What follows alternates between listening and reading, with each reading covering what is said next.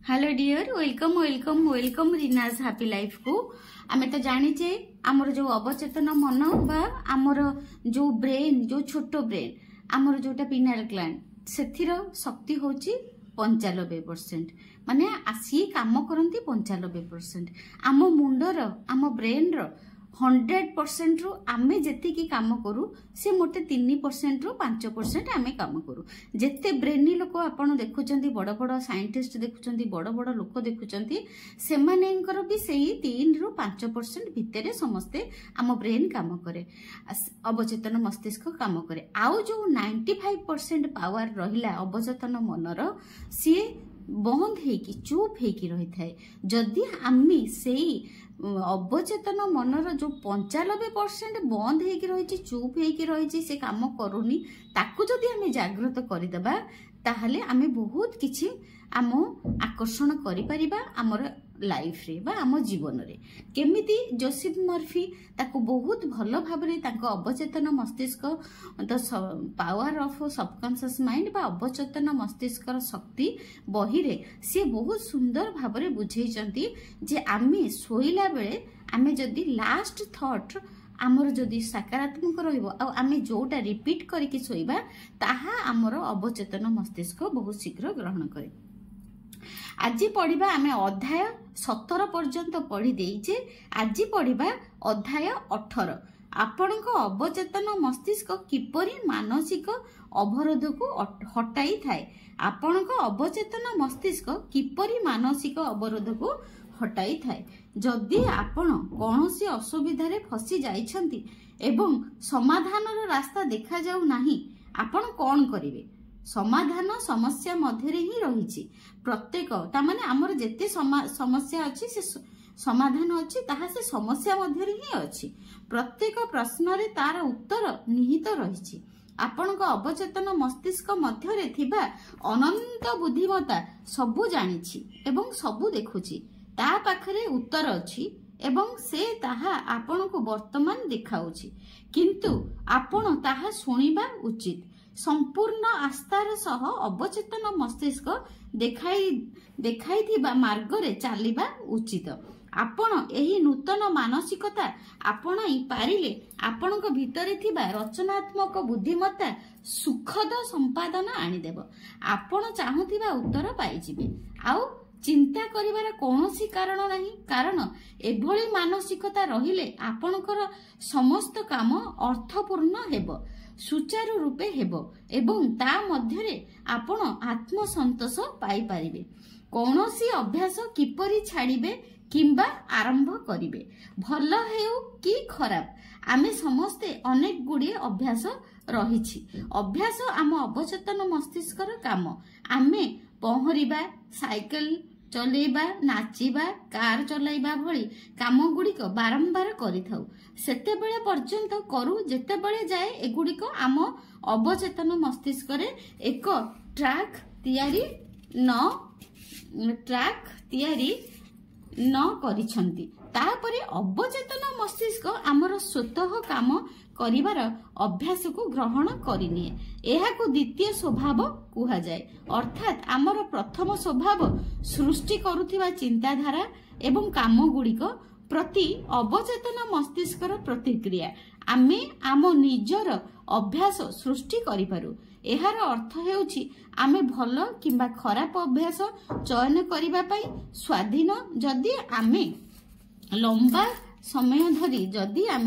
समय धरी नकारात्मक काम करिबा किंबा खराब विचार मन रे आनिबा आमे सेही अभ्यासर दास होई जिबा। सेही काम करिबा पई बाध्य हेबा। बाध्यता अवचेतन मस्तिष्कर नियम अटे। किपरि खराब अभ्यास छाड़िले व्यक्ति जहार खराब अभ्यास अच्छी से केमिति छाड़िले। मद निशार संपूर्ण भावरे बुड़ी जाइथिबा जणे व्यक्ति मद निशारे संपूर्ण भावरे बुड़ी जाइथिबा जणे व्यक्ति थरे मो पाखकू आसिले। तांको ना थिला बब जे। से मते कहिले मो स्वामी मो स्त्री मो सह फोन रे मध्य कथा हेउ नाही मो झियो सह मते देखा करिबाकू देउ नाही मु कोन करिवि जानि पारु नाही। तुमे केबे मद पीबा छाड़िबा पाई चेष्टा करिछो कि मु पचारिली। जोसेफ मर्फी पचारिले हाँ निश्चय मु बहुत थर चेष्टा करिछि। से कहिले मु मद पीवा छाड़िछि मध्य, किंतु खूब कम समय पाई। किछि दिन छाड़िबा परे मोर पीवा पाई प्रबल इच्छा हुए। मु संभाली पारे नाही, आउ परिस्थिति सुधुरिबा बदल रे आहुरी खराब होई जाए। बब बुझी पारिले जे मद्यपान तांकर अभ्यास पालटी जाइछि। तांकु एही अभ्यास छाड़ी नुआ किछि भल अभ्यास करिबाकू पड़िबो। तेबे पीबार इच्छा को दबाइबा पाई लगातार चेष्टा करिबा फल रे तांको परिस्थिति आहुरी बिगड़ी जाए। एही भली असफल प्रयास जोगु से अभ्यास बदलाइबार आशा छाड़ी देइथिले। एक प्रकार शक्तिहीन होई जाइथिले। भविष्यत रे केबे से मद पीबा छाड़ी पारिबे नाही बोली तांकर जेउ चिंताधारा थिला ताहा तांको अवचेतन मस्तिष्क पाई परामर्शर काम कला एवं दुर्बलता को आहुरी बढ़ाई देला। फलस्वरूप जीवन रे तांको केवल असफलता ही मिलिबाकू लागिला।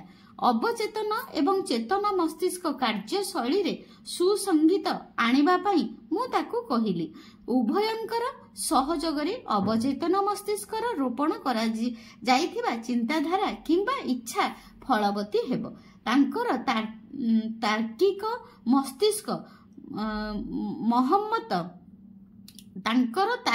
मस्तिष्क सहमत हेला जे जदि पुराना खराब अभ्यास तांको दुर्भाग्य आड़कू ठेली देइछि, तेबे नुआ एवं भल अभ्यास करी से निश्चय सुख एवं शांति पाई परिबे।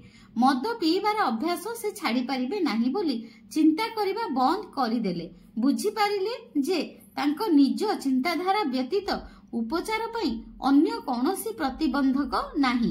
तेणु अत्याधिक मानसिक प्रयास करिबारे किंबा मानसिक चाप सह्य करिबारे समय नष्ट करिबा दरकार नाही। मानसिक छबिर शक्ति बब निज शरीर को शीतल करी अर्ध निर्दित एवं ध्यानस्थ स्थिति रे रहिबा पाई चेष्टा कले। तापरे से जहा चाहुतिले तार मानसिक छवि कल्पना करी देखिबा आरंभ कले, कारण से जानिथिले जे अवचेतन मस्तिष्क एहाकू निश्चित भावरे वास्तवतारे परिणत करिवो। से कल्पना कले बब घर को फेरिबा खुशी रे तांको झियो ताकू स्नेह रे आलिंगन करी कहूची, डैडी तुमे घर को फेरी आसीछ, मु एबे बहुत खुशी। नियमित भावरे सठिक प्रक्रिया अनुसरण करी से ध्यान कले। तांकर ध्यान भंग हेले पुणी थरे से झियो तार हस हस मुह निज घरर दृश्य कल्पना करुथिले। ए सबु तांकर ध्यान पुणी थरे सुविचार आनिबा उपरे केंद्रित करुथिले। से लगातार एही प्रक्रिया जारी रखिले। अवचेतन मस्तिष्क रे से खूब शीघ्र किंबा सामान्य विलंब रे एक नुआ भल अभ्यास आरंभ करि पारिबे बोली से निश्चिंत थिले। मु तांको कहिली जे से तांको चेतन मस्तिष्क को एक कैमरा सह तुलना करि पारिबे एवं अवचेतन मस्तिष्क सेही संवेदनशील प्लेट होई पारिबे जहा उपरे से निज इच्छा मुताबक छाप सृष्टि करि पारिबे। एहा तांको गभीर भावरे प्रभावित कला। अवचेतन मस्तिष्क रे निज मानसिक चित्रर एक स्पष्ट एवं दृढ़ छाप सृष्टि करिबा तांकर लक्ष्य पालटी गला। फिल्म सबु डार्क रू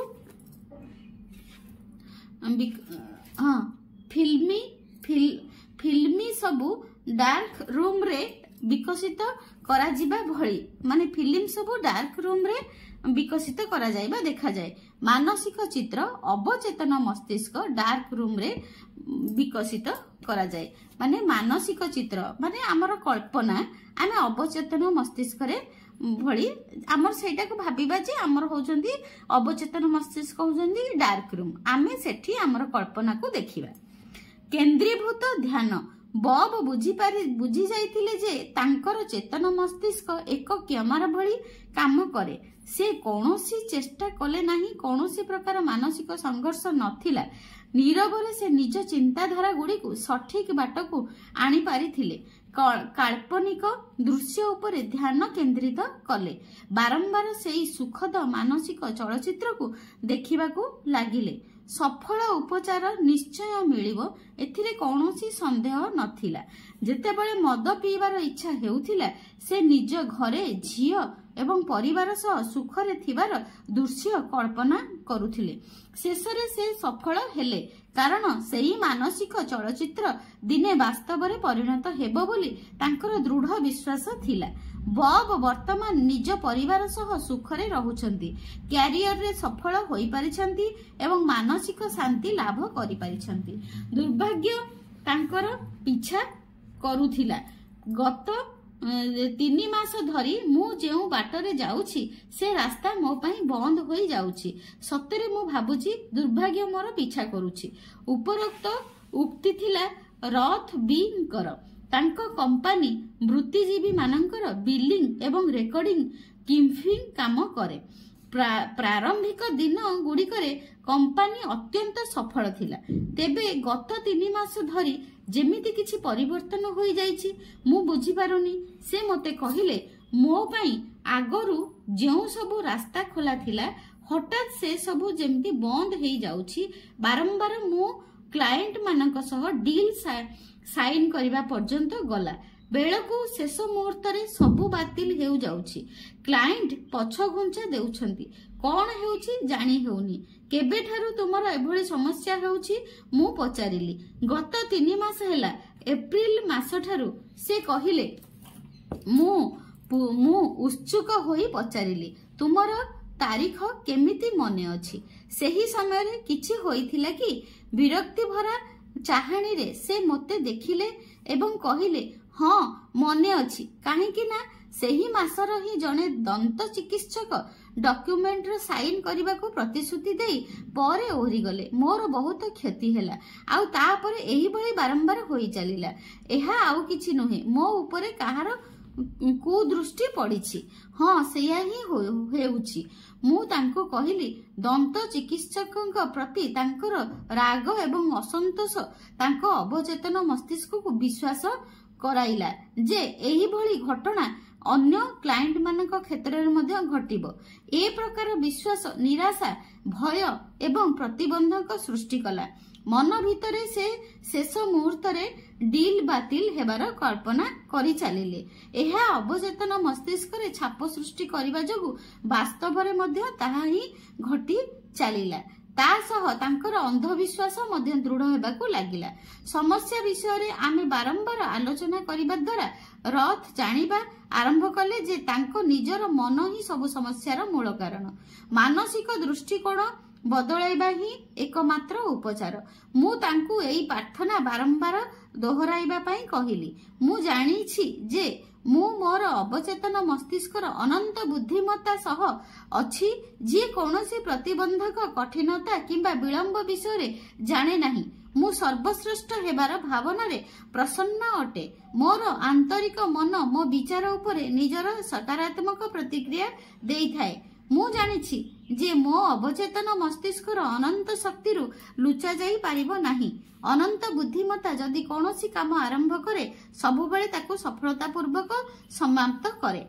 रचनात्मक बुद्धिमत्ता मो द्वारा मोर समस्त योजना एवं लक्ष्य को पूरा करिथाए। मु जेउ काम आरंभ करे ताकू सफलता पूर्वक शेष करे। जीवन रे अद्भुतपूर्व सेवा प्रदान करिबा मोर लक्ष्य अटे। मु जहा देउछि ताहा पाउथिबा लोक माने ता द्वारा उपकृत हेउछंती। मोर सबु काम दिव्य कृपा रे संपादित हेउछि। से एही प्रार्थना को प्रतिदिन सखाळे निज ग्राहकंक पाखकू जीवा पूर्वरु दोहराइले। सोइबा पूर्वरु मध्य प्रार्थना कले। मु आउ थरे से प्रार्थनाटा पढि दउची। आपण माने जदि पारिबे प्रार्थनाटा को लिखि देबे। मु जानिछि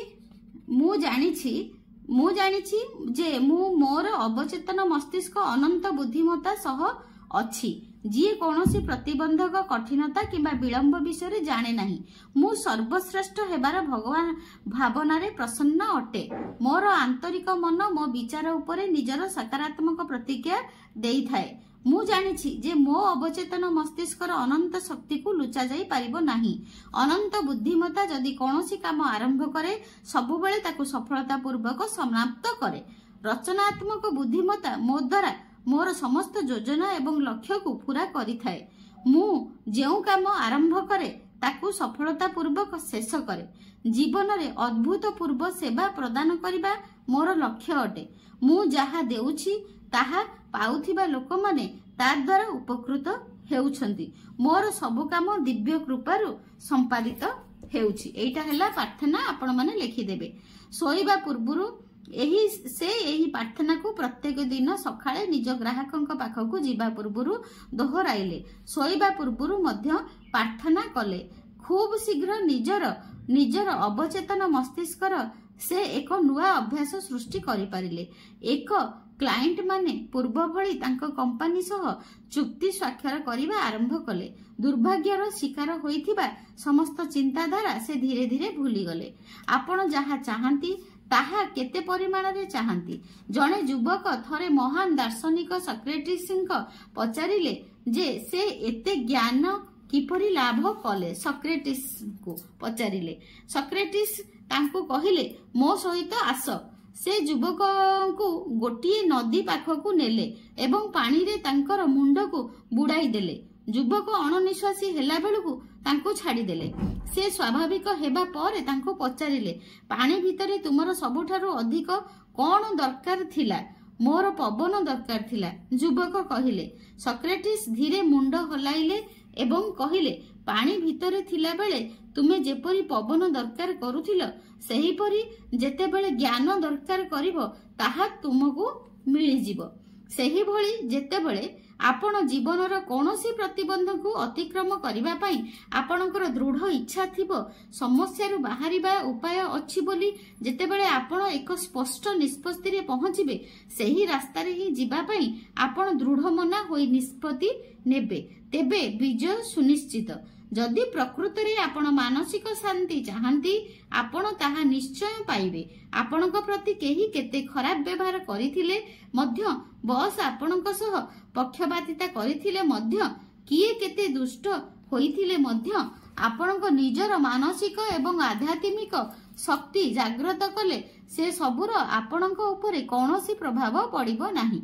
आपण जानंती आपण कोन चाहंती एवं निश्चित भावरे आपण घृणा क्रोध शत्रुता एवं असुस्थता भली चोर मानंकु आपणकर शांति सुसंगति स्वास्थ्य एवं सुख समृद्धि चोराई नेबाकु देबे नाही। निज जीवनर लक्ष्य प्रति अग्रसर हेबा समय रे आपण लोक परिस्थिति खबर एवं घटना जगु विचलित हेबे नाही। आंतरिक शांति स्वास्थ्य प्रेरणा सुसंगति एवं प्रचुरता लाभ करिबा आपणकर लक्ष्य। निज भितरे शांतिर नदी प्रवाहित हेउथिबार अनुभव करंतु। आपणक विचार आमर एवं एक अदृश्य शक्ति अटे। आपणकर विचार अमर एवं एक अदृश्य शक्ति अटे। आपण एहाको आशीर्वाद कल्याण प्रोत्साहित करिबा पई चयन करंतु। काहेकि चिकित्सा होई पारु नथिला व्यक्तिंकर। आलान एस एक प्रमुख पुस्तक क्रेता कंपनी रो फील्ड रिप्रेजेंटेटिव थिले। से विवाहित हेबा सह तांकर 4टी संतान संतति मध्य थिले।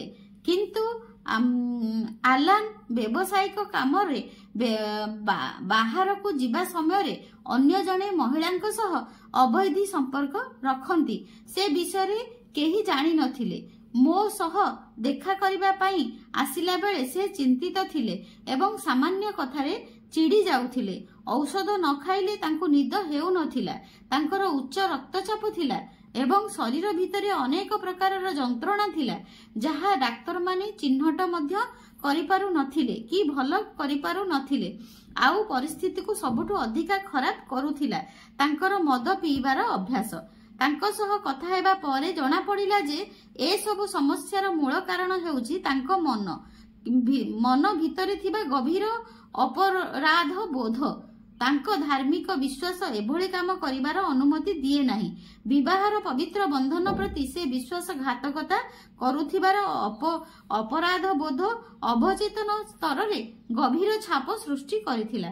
तथापि से उद्देश्यमूलक भावरे लगातार विवाहर प्रतिश्रुति ଭଙ୍ଗ କରି ଚାଲିଥିଲେ।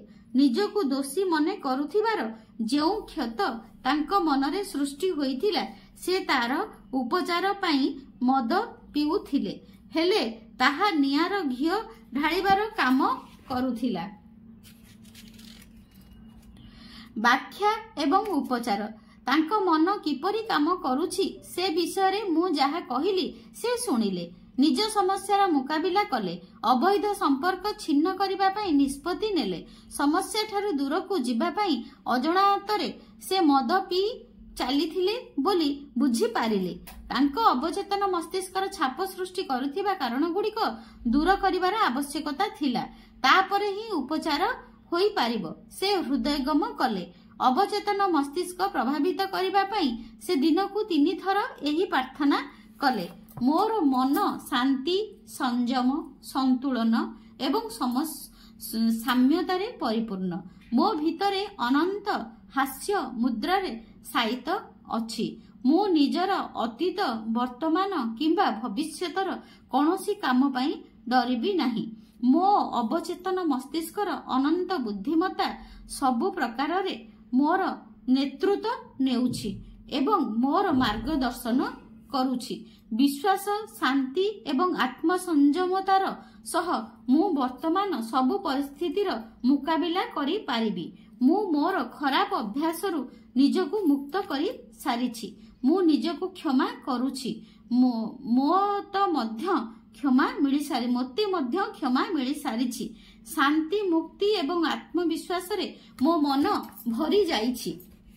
ଏହି ପ୍ରାର୍ଥନା ଦିନରେ 3 ଥର ଦୋହରାଇବା ସମୟରେ ସେ କଣ କରୁଛନ୍ତି ଏବଂ କାହିଁକି କରୁଛନ୍ତି ତାହା ଭଲ ଭାବରେ ଜାଣିଥିଲେ। ଫଳରେ ତାଙ୍କର ଆତ୍ମବିଶ୍ୱାସ ବଢିଲା। ମୁଁ ତାଙ୍କୁ ବୁଝାଇଲି ଯେ ସେ ଏହି ଉକ୍ତିକୁ ବଡ଼ ପାଟିରେ ଧୀରେ ଧୀରେ ପ୍ରେମପୂର୍ବକ ଏବଂ ସାର୍ଥକ ଢଙ୍ଗରେ କହିଲେ ସେଗୁଡ଼ିକ ତାଙ୍କ ଅବଚେତନ ମସ୍ତିଷ୍କରେ ଗଭୀର ଛାପ ସୃଷ୍ଟି କରିବ।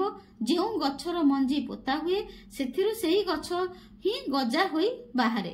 ସେହିଭଳି ତାଙ୍କର ସତ୍ ଚିନ୍ତା, ସଦ୍ ଭାବନା ଅବଚେତନ ମସ୍ତିଷ୍କ ପର୍ଯ୍ୟନ୍ତ ପହଞ୍ଚିଲା। ସେ ତାର ଆରୋଗ୍ୟକାରୀ କମ୍ପନ ଅନୁଭବ କରିପାରିଲେ।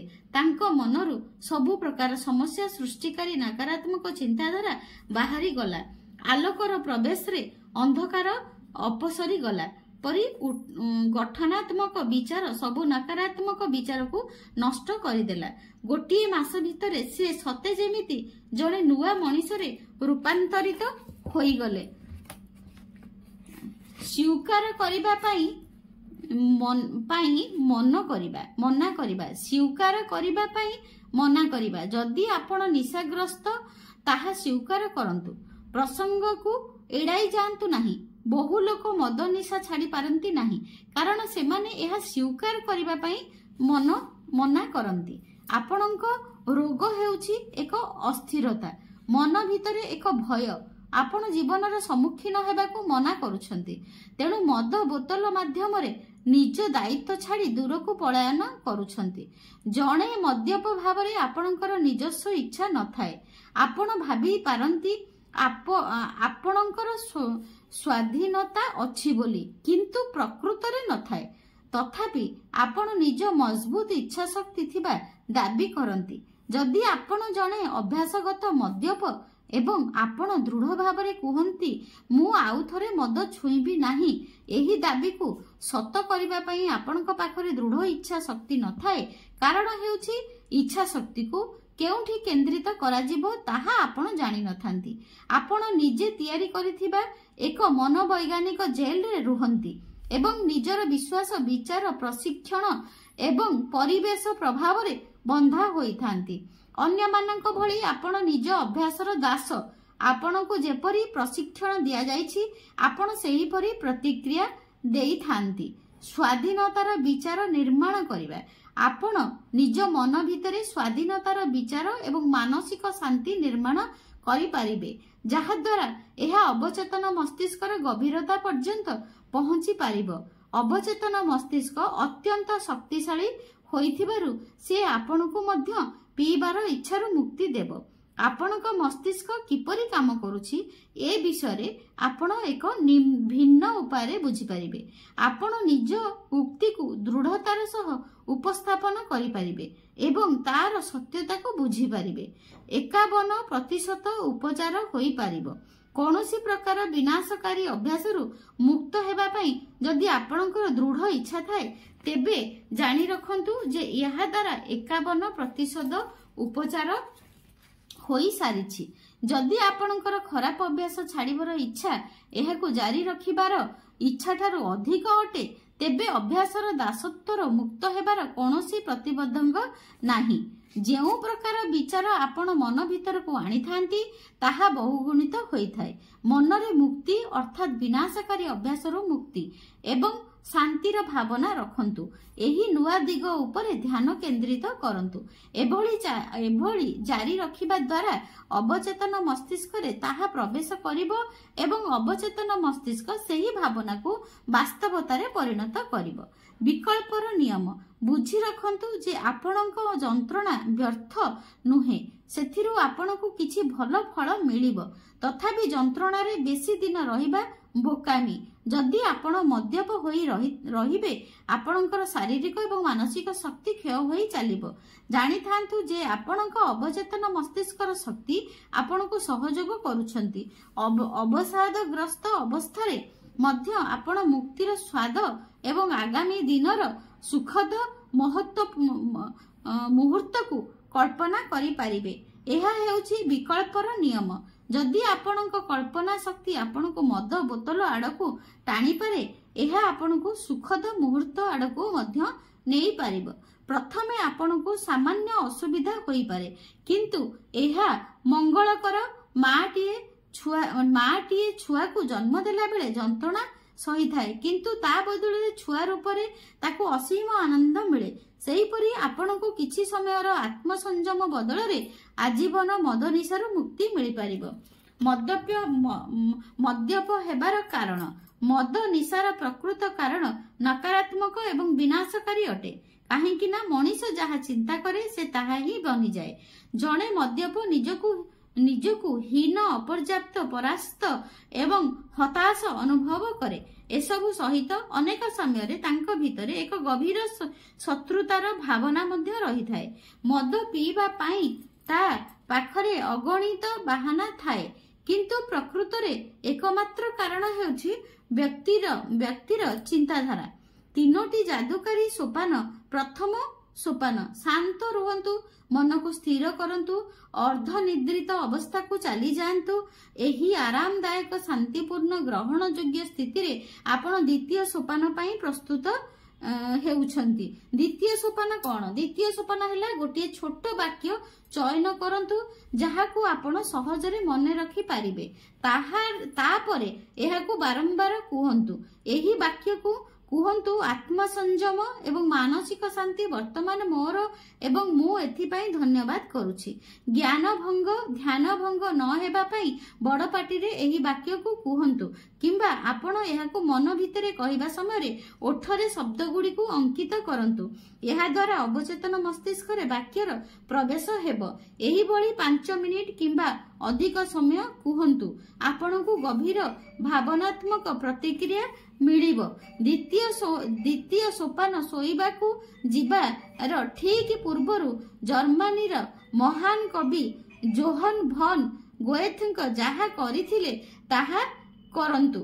କଳ୍ପନା କରନ୍ତୁ ଯେ ଆପଣଙ୍କର ଜଣେ ବନ୍ଧୁ କିମ୍ବା ପ୍ରିୟଜନ ଆପଣଙ୍କ ସହ ଅଛନ୍ତି। ଆପଣଙ୍କ ଆଖି ବନ୍ଦ ଅଛି, ଆପଣଙ୍କ ଆରାମରେ ଶାନ୍ତିରେ ଅଛନ୍ତି। କଳ୍ପନାରେ ଉପସ୍ଥିତ ଥିବା ବନ୍ଧୁ ଆପଣଙ୍କୁ କହୁଛନ୍ତି ଅଭିନନ୍ଦନ। ଆପଣ ତାଙ୍କର ହସ ଦେଖୁଛନ୍ତି, କଣ୍ଠସ୍ୱର ଶୁଣୁଛନ୍ତି। କଳ୍ପନାରେ ଆପଣ ତାଙ୍କର ହାତ ଛୁଇଁଛନ୍ତି। ସବୁକିଛି ବାସ୍ତବ ଏବଂ ସ୍ପଷ୍ଟ ଦେଖାଯାଉଛି। ଅଭିନନ୍ଦନ ଶବ୍ଦର ଅର୍ଥ ହେଉଛି ସମ୍ପୂର୍ଣ୍ଣ ସ୍ୱାଧୀନତା। ଅବଚେତନ ମସ୍ତିଷ୍କ ଠାରୁ ଏକ ସନ୍ତୋଷଜନକ ଉତ୍ତର ନ ପାଇବା ପର୍ଯ୍ୟନ୍ତ ଏହା ବାରମ୍ବାର ଦୋହରାନ୍ତୁ। ଧୈର୍ଯ୍ୟ ରଖନ୍ତୁ। ଯେତେବେଳେ ମଧ୍ୟ ଭୟ ଆପଣଙ୍କ ମନରେ ଦ୍ୱାର ଠକ୍ ଠକ୍ କରୁଛି କିମ୍ବା ଚିନ୍ତା, ବ୍ୟସ୍ତତା किंबा कौनसी प्रकार संदेह मन को आसुची निज दृष्टि एवं लक्ष्य को स्थिर रखंतु। अवचेतन मस्तिष्क मध्यरे थिबा अनंत शक्ति विषय चिंता करंतु जहा आपणक चिंताधारा एवं कल्पना शक्ति उत्पन्न करि परिबो। एहा आपणको आत्मविश्वास शांति एवं साहस देव। नुआ सुजोग न मिलिबा पर्यंत भय दूर न हेबा पर्यंत एही भली अवस्था जारी रखंतु। आपणक विचार शक्तिर समीक्षा समस्या भितरे ही एहार समाधान लुचि रही थाए। सबु प्रश्न भितरे उत्तर निहित थाए। आस्था एवं विश्वासर सह अनंत बुद्धिमतार आह्वान कले एहा आपणकर मार्गदर्शन करिवे। अभ्यास आपणक अवचेतन मस्तिष्कर कार्य एहा आपणक उपरे जेपरि प्रभाव विस्तार करिथाए सेभଳି प्रभावर अन्य उदाहरण नाही। आपण अभ्यासर दास पालटी जानती। कौनसी चिंताधारा एवं कार्य को बारंबार करिबा द्वारा आपण अवचेतन मस्तिष्कर एक अभ्यास सृष्टि करि पारिबे। खराब किंबा भल अभ्यास चयन करिवार स्वाधीनता आपणकर रहिछि। प्रार्थना एक भल अभ्यास। आपणक विश्वास द्वारा समर्थित जेकोसी मानसिक छवि आपण चेतन मस्तिष्क सृष्टि करती। अवचेतन मस्तिष्क ताकू वास्तवतार परिणत करिथाए। आपणक सफलता एवं उपलब्धि हासिल करिबा बाटरे एकमात्र प्रतिबंधक हेउछि आपणक निजर चिंताधारा एवं मानसिक छवि। जेतेबेले आपणक ध्यान भंग हेउछि निजर भल लक्ष्य किंबा मंगल विषय चिंता करंतु। एही अभ्यास जारी रखंतु। एहाकू मनर श्रृंखला कुहा जाए। आपणक चेतन मस्तिष्क कैमरा अटे एवं अवचेतन मस्तिष्क संवेदनशील प्लेट जहा उपरे आपण छाप सृष्टि करि थांती। कौनसी व्यक्ति को पीछा करुथिबा एकमात्र दुर्भाग्य हेउछि तांको निज मन भितरे थिबा भय। आपण आज जेउ काम आरंभ करिवे दिव्य कृपारे तार सुफल मिलिबो। एही विचार सह दुर्भाग्यर भावना मनरु दूरेई रखंतु। एक सुखद परिणाम कल्पना करी विश्वासर सह ताहा मनरे धारणा करंतु। जदि आपणकर खराब अभ्यास छाड़ीबार इच्छा एहाकू जारी रखिबार इच्छा ठारू अधिक अटे तेबे अभ्यासर दासत्वरु मुक्त हेबारे कौनसी प्रतिबंधक नाही। यहा द्वारा 51% उपचार होई सारिछि। जदि आपण निशाग्रस्त ताहा स्वीकार करंतु। प्रसंग को एड़ाई जानतु नाही। बहु लोक मद निशा छाड़ी पारंती नाही कारण सेमाने एहा स्वीकार करिबा पई मना करंती। जदि आपणक कल्पना शक्ति आपणक मद बोतल आडकू टाणी पारे एहा आपणकू सुखद मुहूर्त आडकू मध्य नेई पारिबो। प्रथमे आपणकू सामान्य असुविधा होई पारे किंतु एहा मंगलकर। जेतेबेले मध्य भय आपणक मनरे द्वार ठक ठक करूची किंबा चिंता व्यस्तता किंबा कौनसी प्रकार संदेह मन को आसुची निज दृष्टि एवं लक्ष्य को स्थिर रखंतु। एहा आपणकू आत्मविश्वास शांति एवं साहस देव। नुआ सुजोग न मिलिबा पर्यंत भय दूर न हेबा पर्यंत एही भली अवस्था जारी रखंतु। माने आपण सब बेले सकारात्मक भावना रे रुहंतु आउ प्रार्थना करि चलंतु। आपणकू आपणकर भविष्यत उज्जवल हेबो। आज आमे पढिले अध्याय 18। अध्याय 18 पढितिले पृष्ठा होउची 239 पृष्ठा पर्यंत आमे पढिले। तापरे अध्याय 18 सरिला। तापरे आमे पढिबा अध्याय 19 आउ गोटे वीडियो रे। Thank you so much. God bless you. आपण जो प्रार्थना मान मु सब लिखिची आपण माने दया करी सेही प्रार्थना मान सब सुनी की लिखि देबे ताहाले आपणक जीवन भी परिवर्तन होई जिवो।